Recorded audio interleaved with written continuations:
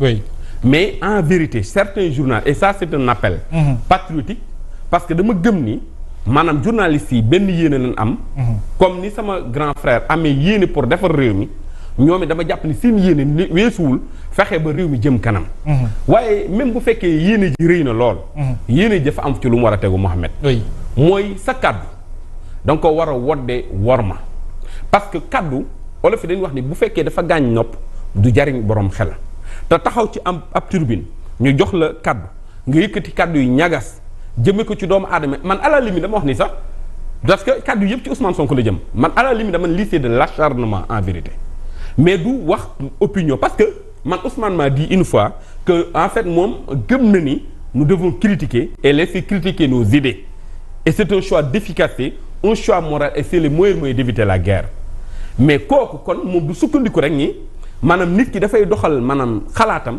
ñu ni noonu nan ko arrêté déedéet te d'ailleurs ñi leen di tey ñan la c'est le pouvoir judiciaire Ousmane Sonko ne commande pas la justice. C'est pas ce qu'il a dit. J'en sais quelque chose parce que tout simplement non il a un droit de regard comme tous les autres Sénégalais. ci justice bi ni muy fonctionner mais cela ne signifie pas pour autant que c'est lui qui tient les mallettes en fait donc de la justice. Non. Au contraire man maa toog ak Ousmane xam nga man moom bu ma la waxee war nga ma mën parce que man xam lu leer laa lu factuel laa lay waaw Ousmane moom moo ci bureau man personnellement ni man àdduna du neex mukk ba mu yëkkati téléphone am di woo un ministre de la République wala un procureur wala un magistrat di ko laaj pour mu doxal ci wàllu justice moom moo ma ko wax ni man du ko mus a def te pour preuve xam nga lu koy wane mooy ñi ko gën a jege ñoom lañ gën a traduire devant la justice.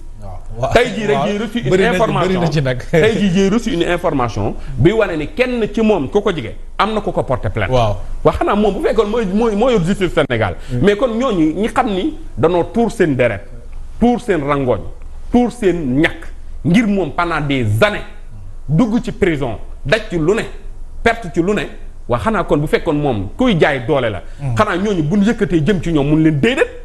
mun leen déedéet te day légitime xamoo tax muy légitime parce que ñooñu luñ enduré comme souffrance durant ces dernières années ñu mën a permettre la justice mën leen tegaat loxo ci traumatisme bi ñu dundoon xam lu mu doon.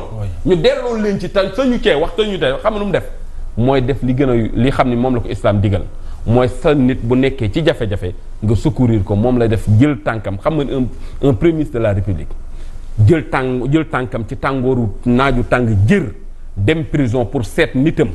parce que yoon da koo teg loxo kooko bu mënoon dara ci justice kon kenn waxatu ko kon nan àtte Ousmane Sonko te yàlla tax nan ko àtte te yàlla tax ci li xam ne mooy dëgg amul benn ministre bu la mën a wax nii la durant son règne ci 19 mois yi Ousmane Sonko woo na ko ni ko defal nii wala defal ne musa am benn magistrat ci réewum Sénégal du la woo ni la Ousmane Sonko woo na ko ni ko defal nii wala defal ni ci wàllu justice te maa ngi lay xamal ni la justice des vainqueurs moom amu fi. non amu fi parce que xamul da bu doon day am kon kenn du jàpp ay ñoñam te yàlla seede na ni xam gi ma xam Ousmane Sonko ni mu fonk nitam Ousmane Sonko xoolal ku loyal ni moom amul ci réew mi.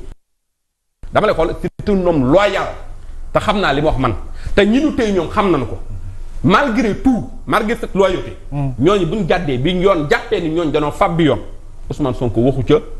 néew leen def leen ko néew def daf leen a bàyyi ñu doxal lan doxal mais lu tax ñun ñu sol suñuy robe dem di leen défendre. waaw bu fekkoon moom mën na ci dara du ko jar parce que qui peut le plus peut le moyen donc nan ko àtte te yàlla tax. très bien laalu justice bu des vainqueurs amul ci réew mi te ñi xam ne dañuy agiter les démons de la division. waaw ci biir république te bokk ci gouvernement. man si j'étais effectivement le président de la république j'allais effectivement donc les faire démissionner par. maanaam du ma sax hésiter parce que xam nga am réew mënu jaar fi nu jaar. kon c'est une sortie maladroite selon vous. Non, c'est maladroite, c'est malheureuse. On n'a pas besoin de ça xam nga lu soxla mooy moom ñi koy wax ak ñu koy def naka la ni lëkkaloo ñi fi ne ba joyanti suñu réew loolu la ñuy xaar ci ñoom. mais xaaruñu kuy diviser pour ses intérêts catégoriels ou personnels man loolu laa gëm. te loolu grand frère gars yi war nañu def attention. li ñuy woote. fi nu jaar ku ko xam war ngaa moytu lu bare bare te dañ ni ku ndemin rey sa maam. boo gisee lu ñuul da ngaa war a daw. quand ton taureau noir a tué ton oncle. la sagesse te commande de te mettre en garde contre toute bête noire. même si elle était douce. très bien alors te ma leen di xamal aussi ñi xam ñooy agiter loolu. oui maam pour fexe nu ñu diviser maanaam les tenants du pouvoir loolu duñ ko mës a réussir parce que man xam naa ni ñoom ñaar. ànd gi xam ni moom la ñu ànd gi yàlla dugg ci seen diggante. te loolu gëm ma ni nit mën na leen a tekkale. te may xamal ni leen olof yi nee nañu. maam textexaan taxul màggatu golo maanaam yàbbit saxam. mooy li nu bëgg du mus a am parce que ñii xam nañ bu baax ni ñoom seenu tekkali ko non mooy tasaaroog réewum Sénégal. loolu na leer parce que ku mel ni Ousmane Sonko. xajjali ko ak kii di Bassirou Diomaye Diakhar Faye son excellence mais loolu réew mi du ci gagné dara. ci contexte bi.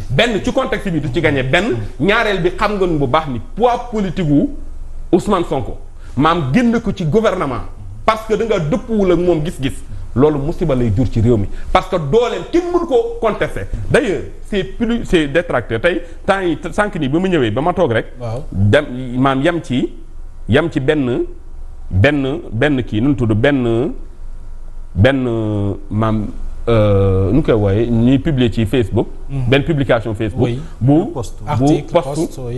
bu le compatriote Adama Gaye def le journaliste. Adama Gaye Adama Gaye kenn ku ne xam na ni. il est très virulent ak régime bi fi ne mais xoolal li mu bind daf ni. malgré toutes les critiques et suspicions sur sa personne la ferveur que suscite Ousmane Sonko est phénoménale. moo ko bind lii. après mu yokk ni n'en connaissant pas la raison je constate yéeme na cela veut dire quoi Ousmane Sonko li mu doon moom defu ko boppam yàlla la soob mu def li mu doon ci jamono jii ni nekk nii tey xam naa ni Ousmane bokk man li ma xam ci moom wóor na ma ni Bassirou Diomaye Diakhar Faye son excellence daf ko téye comme son propre frère. oui tey moo naam loolu moo sabab man est-ce que xam nga ni wax naa la ko fii yaakaar na ci mujjuma man maa njëkk wax ni Ousmane moom lay jiital. nan xool bu baax vidéo yi te man xamul tax ma xamoon ko mooy damaa xam yéene ji mu am ci moom. ci Bassirou te daa wax ma dégg. te li mu wax ci Ousmane li mu wax ci Bassirou Diomaye Diakhar Faye mu dugg sama nopp bir na ma ni moom Ousmane Sonko du denc ci loolu. kon moo tax ma jot nii. ñiy agité maanaam ce plafond ce kii là ce débat. pour jàpp ni ñoom ñaar dañu am problème. problème amul seen diggante. tey benn la tey d'ailleurs baneen bi wax naa la ko léegi nee naa la képp koo xam ne njariñu réew mi moo la yitteel. yow luy tekkale ñaar ñi xam ñoo ngi réew mi loolu warut a nekk. warul nekk say et le terrain meeting c'est une réponse politique. par hasard ak contexte bi ngeen ko defee dégg ngeen critiques yi. au moment où peut-être. oui réew mi nu muy doxee. ñu woote ci un terrain meeting xam certainement yaa ngi dégg critiques yooyu njàngat li ci loolu. waaw xam nga ce qui n'est pas interdit est permis. xam nga une formation politique. bu accéder à la magistrature suprême. depuis près de 19 mois. oui 2 ans yow amoo benn courroie de transmission bu la permettre nga mën a wax ak say ñooñ. mais yell na nga toog waxtaan ak sa njaboot. parce que li fi xew bari na li fi jaar bari na. waaw bari na ñenn ci ñoom wax naa la ni la mbir mi bu mettee ci ñenn ci ñii la gën a metti parce que ñi xam ne ñoo sababoom bokkoon ci ñi gën a fës ci xeex li xam ni moo fi newoon ci loo xam du dëgg ñooñu mais ñu am na ci ñoo xam ne jàpp nañ leen dugalaat leen ci kaso bi tëj leen mais ñooñu mais l'autorité mais le droit des explications parce que bu yàggee xam nga mu jur radicalisation la jur parce que ils se disent que mais attendez man pourquoi waxuma wala defuma lu tax man ñu téye ma ñi may jaarloo ci lu ne mais dafay yell njaboot dam li ma bëgg a wax mooy njaboot ku ko yor boo toogee ab biir yell na nga toog woo leen ci waxtaan ak ñoom gindikonte ak ñoom ngir mën a jëm ca kanam parce que ñooñu on a besoin d'eux c'est-à-dire moom le passé pour réew mi jëm ca kanam ñooñu on a besoin de cette partie de la population pour wax leen conscientiser leen très bien pour ñu xam urgence bi am ci accompagner la nouvelle dynamique kenn ku ne ci ñun bañ a téye ay loxoom wala mu am lu ko naqari parce que am na ñoo xam ils se disent mais attendez man li ma daj lépp mais man damaa war a bokk ci réew mi ñi koy diriger am ñoo xam ils se disent que man waroon na maa nekk député am ñoom ils se nekk man dama waroon nekk mais déedéet ñu réewum Sénégal ci Pastef boog man en tout cas bu fekkee dama sukkandiku ci Ousmane Sonko ni mu gisee moom réew mi ak xalaatam ci politique boo fekkee loolu laa sukkandiku laa ni maam boom dafa jàpp ni maam réewum Sénégal moo ëpp doole man sama jëm ak wala jëmmi keneen ku mën a doon ci réew mi. Très bien moo tax un pastefien war te demander ni man damaa war a nekk député wala man damaa war a nekk ministre wala damaa war a déedéet c'est pas l'objectif le projet c'est pas ça le projet du pour nekk député du pour nekk ministre du pour nekk xam nga pour lan la pour fexe maanaam sa xam-xam. ak sa man-man. nga jox ko Sénégal ngir réew mi mën a jëm ca kanam. loolu il faut ñu xam ko grand frère. il faut réew mi ci ba au-delà même de Pastef keneen kuy yewoo ci Sénégal te dëkk ci réew mi. yëg ni yow sa jëfin ak sa wax. da nga ko war a jubal rek ci luy joyanti réew mi. c'est important. mais attendez mais mon frère. mun Sénégal ñun dañu war a seetaat suñu bopp. mais réew mi la mu xam ni nit kenn ku ne xam na looy teel mooy sa intérêt personnel yow sa mbir na jag le reste yónnewu ci. loolu dafa war a jeex ci am réew xam nga bu kenn ku ne doon xalaat nii man réew mi lu ma yitteel la mais kenn du màcc maanaam tàngal. jël xollet wi sànni ko ci biti. parce que boo nee si chacun faisait comme moi mais ku réew mi nan lay mel. du jag mooy fekk les 18 millions de Sénégalais kenn ku ne si ngoom bi nga màcc léegi. da ngaa jël kii bi noonu tudd xollet bi. nga sànni ko ci biti képp ñoom mais réew mi day fees del ak ay ordures. il faut ñu am conscience patriotique boobu mooy sama wax. ak sama jëf. ndax dëppoo nag luy jëmee kanam réewum Sénégal. waaw la déet. kenn ku ne ci loolu da nga war a tax. c'est important alors ba pare ñu bàyyi magistrat yi yu ñuy daal ci seen kaw. waaw magistrat yi ay doomi sénégalais lañ yu nu tàggat ci xam-xam def ci ñoom ay valeur ñuy yendoo suba ngoon guddeeg bëccëg.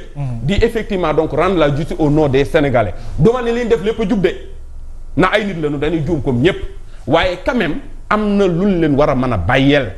luy xam ne nag doxul te ñëpp teg ci bët sañ nañ ko joyanti waaye teg ko ci worma. très bien c'est important teg ko ci yar teg ko ci teggi man loolu mooy sama xalaat. Maître Sali lu jëm ci justice des vainqueurs amu fi donte kenn ci ñoom wax na ko.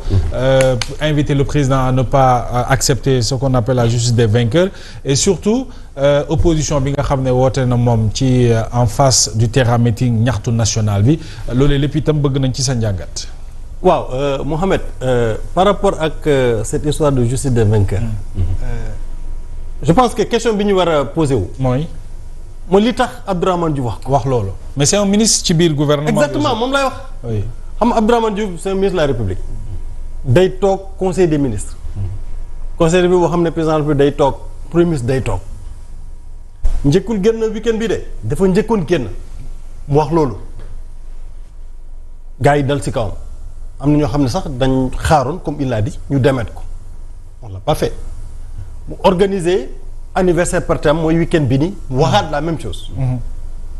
et ce qui est intriguant c'est que président la République boppam moo envoyé représentant sauf erreur de ma part Pastef n'a pas envoyé de représentant sauf erreur de ma part sauf erreur de ma part mais c'est une question Abdoulaye Ndiaye oui yéen la yéen a bokk coalition yéen a nekk au pouvoir seen régime la aux membres du gouvernement boo xam ne am na accès ci président de la République mu wax loolu